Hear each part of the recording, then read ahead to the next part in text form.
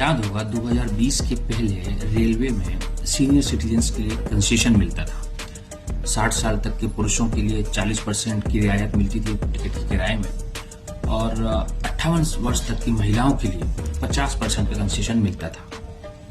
लेकिन 2020 में आपातकालीन स्थिति को देखकर ये रियायतें बंद कर दी गई।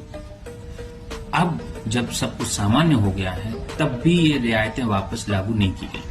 अभी भी सीनियर सिटीजन्स और महिलाओं या पुरुषों के लिए जो सुविधाएं मिलती थी वो सारी बंद कर दी गई।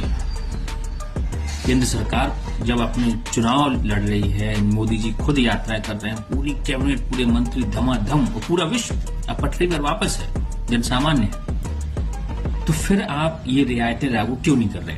केंद्र सरकार को ये रियायतें वापस लागू करनी चाहिए और आम आदमी की सुविधा से जुड़ी जो व्यवस्थाएं हैं उन्हें अपने स्वार्थ के लिए निगलना नहीं चाहिए। दूसरी एक समस्या और है, आज रेलवे स्टेशन पे आप जाएं तो आप अगर जनरल टिकट खरीदते हैं तो वहां ऑटोमेटिकली एक्सप्रेस का टिकट आपको दिया जाता है, भले आप पैसेंजर ट्रेन से टिकट लेना चाह रहे हो या सफर करना चाह रहे हो। जनरल टिकट को आप एक्सप्रेस में ऑटोमेटिक आप कन्वर्ट करके बैठे हैं, तो गरीब आदमी जहां पे 30 रुपए में पहुंच सकता है वहां भी 70 रुपए वसूल किए जा रहे हैं।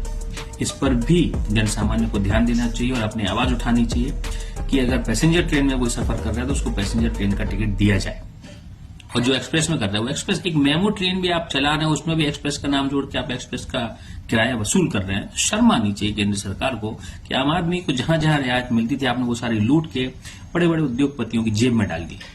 सरकार को इस पर ध्यान देना चाहिए और जनता को भी, समाजसेवी संस्थाओं को और संवैधानिक संस्थाओं के प्रति जागरूकता अभियान चलाने वाले लोगों को भी इसका ध्यान देना चाहिए कि ये रियायतें वापस जनसामान्य को मिले।